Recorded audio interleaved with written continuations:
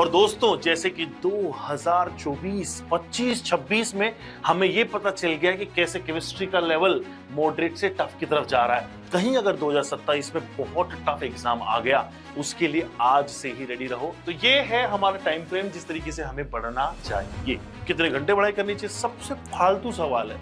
यही नहीं, अभी और सुनिए। वाहियात सवाल है, और उससे भी वाहियात है वो बच्चे जो पूछ लेते कि सर कितने घंटे पढ़ूं।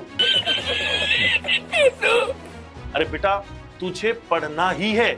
उस पढ़ाई में से कितना टाइम तुम खाने के लिए, पीने के लिए, सोने के लिए, है ना। हेलो नीट चैंपियंस, कैसे आप लोग। आप सभी के लिए नीट 2027 के लिए रोड मैप, जैसा कि टाइटल लिखा आ रहा है, कुछ ऐसे इंपॉर्टेंट पैरामीटर जो आपको सभी को जानने बड़े जरूरी हैं। जैसे कि क्या प्रॉपर टाइम फ्रेम में आपको सिलेबस खत्म करना है, कब तक आपको प्रैक्टिस, कितनी प्रैक्टिस और कितने घंटे हर दिन मैनेज करने हैं, रिवीजन कैसे करना, रिसोर्सेस क्या होने चाहिए, और आपको कितने नंबर ऑफ टेस्ट देने हैं, कितना एनालिसिस के लिए टाइम निकालना है। इन छोटी मोटी बातों को मिला के ओवरऑल आपका 2027 के लिए केमिस्ट्री का रोड मैप मैं लेके आऊं। मैं हूं संजय आर्य, आपका केमिस्ट्री एजुकेटर। और दोस्तों जैसे कि 2024, 25, 26 में हमें यह पता चल गया कि कैसे केमिस्ट्री का लेवल मॉडरेट से टफ की तरफ जा रहा है। कहीं अगर 2027 में बहुत टफ एग्जाम आ गया, उसके लिए आज से ही रेडी रहो। चलिए शुरू करते हैं अपनी इस जर्नी को। सबसे पहले आप देखो सिलेबस कब तक कवर होना चाहिए। देखो यार, आइडियली हमारे पास में भी 9 मंथ्स का टाइम है, इंक्लूडिंग जुलाई। तो जुलाई को अगर आप पास ऑन कर चुके हो, तो जुलाई से लेके अगस्त के मिड को यूटिलाइज करो। अपने 3 स्टार्टिंग के एनसीईआरटी के फिजिकल केमिस्ट्री के 3 चैप्टर उठाइए। क्योंकि देखो दोस्तों, अभी जितने भी लोग 11th से 12th में जा रहे हैं, या फिर जितने भी बच्चे नए शुरू किए हैं, फिर जितने बच्चे रिपीटर हैं, मेरा सजेशन है कि आप सबको फॉलो करनी चाहिए एनसीईआरटी की गाइडलाइन, एनसीईआरटी के सीक्वेंस को। उस हिसाब से अगर आप जाओगे तो मोल कंसेप्ट, एटॉमिक स्ट्रक्चर और पीरियोडिक टेबल आपको जुलाई से मिड अगस्त तक खत्म कर लेना चाहिए। सिमिलरली सेकंड जो आपका मंथ आता है, उसके अंदर आपको chemical bonding, equilibrium, thermodynamics 11th class की खत्म कर देनी चाहिए, followed by redox, GOC, hydrocarbon. मिला के आप अक्टूबर मंथ को खत्म कर देंगे। नवंबर में आपका 12 शुरू हो रहा है, यानी सोल्यूशन, इलेक्ट्रोकेमिस्ट्री और kinetic. And finally block chemistry, मतलब कि आपको पी और डी ब्लॉक 2 ही पढ़ने, इसके अलावा आपको कोऑर्डिनेशन कंपाउंड लगाना है। दिसंबर तक आपका सिलेबस कंप्लीट हो जाना चाहिए। ये आइडियली अगर आप जाते हो, या रिपीटर्स हो, या फिर आपने ऑलरेडी सिलेबस एक बार किया हुआ है, उस केस में आपको टारगेट रखना है दिसंबर का। दिसंबर के बाद में complete practice mode and revision. लेकिन अगर आपने अभी तक ये नहीं किया है, तो इट्स बेटर कि आप फरवरी तक मैक्सिमम स्ट्रेच करें। मार्च से आपको फुल ऑन मेहनत करनी है सिर्फ टेस्ट एंड एनालिसिस के ऊपर।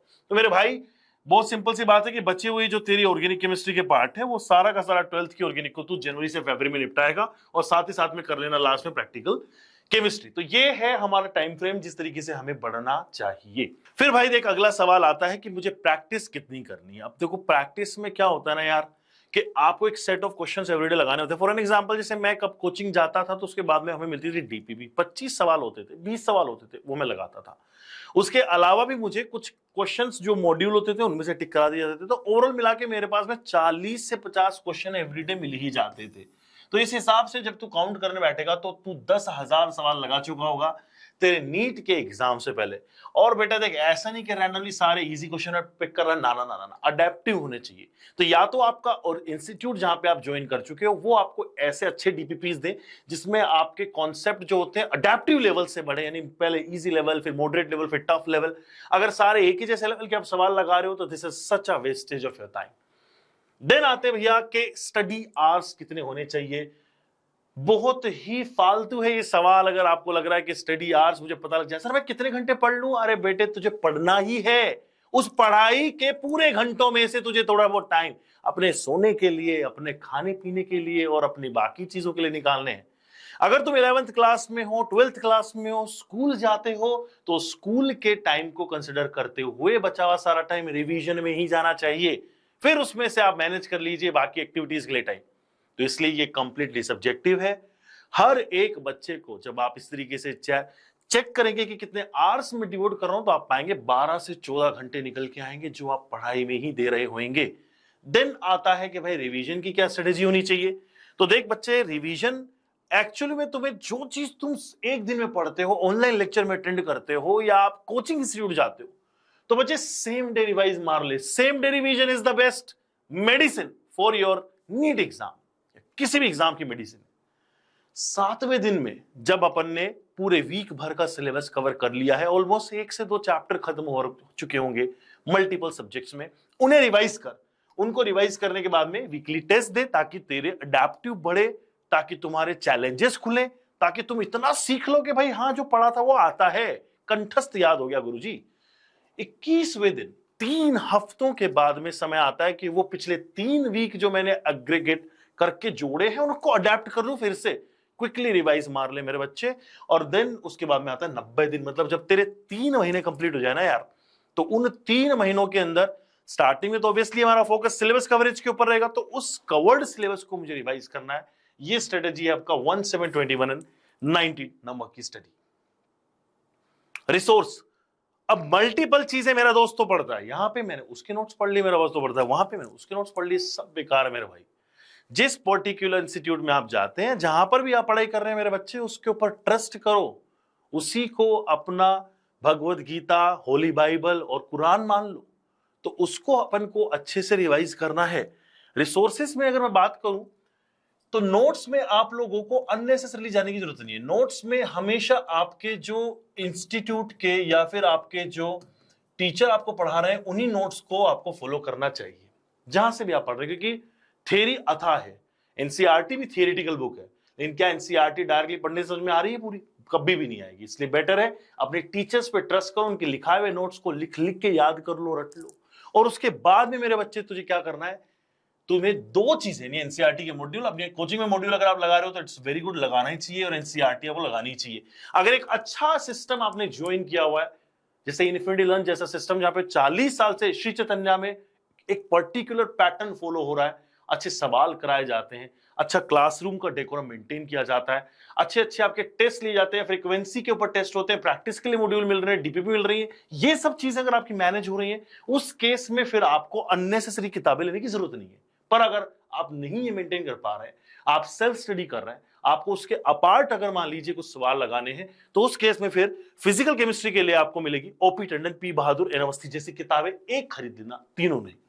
आईओसी के लिए एनसीईआरटी तो करनी ही करनी है, एनसीईआरटी की लाइन बाय लाइन आपको रटी ही होनी चाहिए, उसके साथ में वीके जायसवाल या फिर ओपी टंडन की किताब आप पिक कर सकते हैं। ऑर्गेनिक के अंदर अगेन ओपी टंडन तो बहुत से तीनों मिल जाएगा आपको, लेकिन एमएस चौहान सर की किताब नीट एडिशन जरूर ले सकते हैं आप, पर ये तब लेने हैं जब आपके पास में अच्छे रिसोर्स या फिर अच्छा कोचिंग इंस्टीट्यूट अवेलेबल नहीं है। और अगर आपके पास भी कोचिंग इंस्टीट्यूट है इन्फिनिटी लर्न जैसा, तो आपको सिर्फ लगाने कोचिंग के मॉड्यूल, एनसीईआरटी को साइड में साइड करते ही रहना है। And the thing is test, the सबसे लास्ट और सबसे इंपॉर्टेंट चीज है टेस्ट। अरे यार पूरे साल भर गन चलाना सीखा, लेकिन गन चलाने की असली प्रैक्टिस तो उसी दिन होगी ना जब सामने दुश्मन आ जाएंगे। तो मेरे बच्चे, इसीलिए थियोरेटिकल नॉलेज और एक्चुअल नॉलेज, प्रैक्टिकल नॉलेज अलग होती है। आप साल भर पढ़ते हैं, आप साल भर मॉक टेस्ट भी देते हैं, लेकिन अगर आपने वो टेस्ट पहले नहीं दिए और डायरेक्टली एग्जाम में बैठेंगे तो वो कोऑर्डिनेशन ऑफ टाइम आप मैनेज नहीं करना सीख पाएंगे कि कैसे मुझे कितने घंटे में क्या सवाल लगाने थे।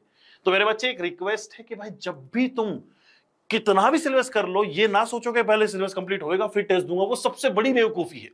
सबसे ईजी क्या है, आपने एक पर्टिकुलर सिस्टम जो ज्वाइन किया उस पर ट्रस्ट करो। अगर एक अच्छा सिस्टम आपके पास में है तो ऑलरेडी उनके पास में अच्छे टेस्ट की प्लानिंग होती है, वीकली टेस्ट लेना, क्वार्टरली टेस्ट लेना, मेजर टेस्ट लेना, माइनर टेस्ट लेना, है ना, फुल सिलेबस टेस्ट लेना, और जो कवर्ड है उतना टेस्ट लेना। तो ये सब चीजें कब काम आती हैं, ये चीजें बहुत इंपॉर्टेंट पैरामीटर प्ले करती हैं। लेकिन अगर आपने उतना अच्छा टेस्ट सीरीज नहीं ज्वाइन किया है, सेल्फ स्टडी करते हैं, तो आप किसी भी पर्टिकुलर टेस्ट सीरीज को बाय कर सकते हो, और बहुत सारे प्लेटफॉर्म पे फ्री में भी आपको अवेल करी जाती है, तो उनको आप पिक करके अपने हिसाब से अडेप्टिव वे में जाके अपने टेस्ट को पिक कर सकते हैं कि अभी मेरे इतना सिलेबस कंप्लीट है, मैं इस चीज का टेस्ट देना चाहता हूं, मेरा ये कंप्लीट हो गया, मैं इतना टेस्ट देना चाहता हूं। वो टेस्ट जरूरी है।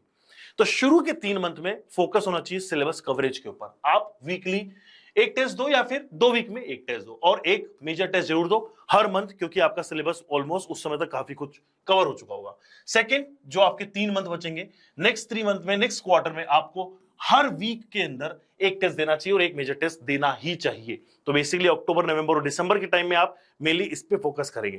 एंड देन लास्ट में जो आपके आखिरी 3 मंथ बचेंगे आपके एग्जाम के पहले के, वो इंपॉर्टेंट 3 मंथ जो कि एक तरीके से फरवरी, मार्च और अप्रैल के आसपास के दिन हैं, उनमें आपको हर वीक में 2 टेस्ट देने चाहिए, 2 मेजर टेस्ट आपको हर मंथ में देने चाहिए, फुल सिलेबस टेस्ट होने चाहिए। और ऐसे करते करते आपका एक बार सिलेबस भी कवर हो जाएगा, आपके टेस्ट भी हो चुके होंगे। लेकिन एक गलती जो बच्चा करता है, टेस्ट देने के बाद में टेस्ट पेपर को फेंक देना, वो सबसे बड़ा दुश्मन साबित होता है एग्जाम के दिनों में। क्योंकि तुमने टेस्ट से बस इतना सीखा कि मुझे आता क्या है, तुमने ये नहीं सीखा कि मुझे जो नहीं आता है उसको कवर कैसे करना है, फिर जो मेरी गलतियां हैं वो क्या है। अगर तू अपनी गलती ही नहीं पहचानेगा तो सोल्यूशन कहां से निकालेगा मेरे बच्चे। तो की पॉइंट लिखा हुआ है मैंने यहाँ पे स्टार मार करके कि don't miss the test analysis. कोई भी टेस्ट अगर आप, अभी तो जैसे सीवीटी मोड पे हो रहा है, मान लीजिए टेस्ट को लेके आप घर पे टेस्ट देते हैं या बाहर जाके किसी एग्जाम सेंटर पे टेस्ट देके आते हैं, तो उस टेस्ट के जो पेपर जो आप अपने साथ में कैरी करते हैं, इससे पहले जो कर रहे थे, तो उसके लिए आपको एनालिसिस करना चाहिए। अगर मान लीजिए उस टेस्ट के ऊपर आपका सीबीटी मोड पे है, सबमिट हो गया है, तो उसकी कॉपी अगर आपको मिलती है तो अपने रेस्पॉन्सेस को चेक कीजिए और ये पता कीजिए कि भाई मैंने किस किस चीज को, ओवरऑल मैंने इतना सिलेबस कंप्लीट किया हुआ था और मेरे पास में इतना अमाउंट ऑफ क्वेश्चन अटेम्प्ट हो जाने चाहिए था। मेरी स्पीड खराब है, एक्यूरेसी खराब है, मेरा टेम्परामेंट खराब है, मुझे किस चीज पे काम करने की जरूरत है उसको पहचानो, ताकि और एक मिस्टेक नोटबुक बनाओ। मैं हमेशा मेरे बच्चों को बोलता हूं कि हमेशा एक मिस्टेक नोटबुक बनाओ और उसमें ये लिखते चलो कि मैंने ये गलतियां की थी, टेस्ट 1 ये गलतियां, टेस्ट 2 ये गलतियां, टेस्ट 3, और ये गलतियां हैं जेनरिक निकलेंगी। जेनरिक ऐसे जैसे कि आपकी कुछ इस तरह की गलतियां कि आप हर बार कैलकुलेशन में मिस्टेक कर देते हो, या फिर जल्दबाजी में गलत कर देते हो, या फिर आपका टेम्परामेंट ऐसा हो जाता है, या फिर आपकी स्पीड में गड़बड़ है, या फिर आपकी एक्यूरेसी, उनको लिखते हुए चलो ताकि अगली बार वो कंटिन्यूड ना रहे। एक ही गलती को आप 5 बार 6 बार करते हो, आपको खुद ही आपके दिमाग से मैसेज आता है क्या कर रहा है ये, तो तू गलत करते हो यार, अब तो सही कर ले। राइट। सो दोस्तों दैट्स इट। अगर आप सभी लोगों को मैं एक चीज बता दूं, ये सारे जो आपको फीचर्स मैंने बताए, जितने भी फीचर आप यहां पे देख रहे हैं ना, ये सब फीचर अगर आप चाहते हो कि टाइमली कवर हो और आपके ऊपर पर्सनली मेंटोरशिप प्रोवाइड करते हुए एक टीचर आपको मिले, एक सेट ऑफ टीचर्स आपको मिले, तो दोस्तों we are having the Vijay batch. Vijay batch NEET 2027 के लिए वो बेसिकली ट्रैक है जो रोड मैप आप इंडिविजुअली मुझसे समझ रहे हो, दैट इज फॉलोड हियर।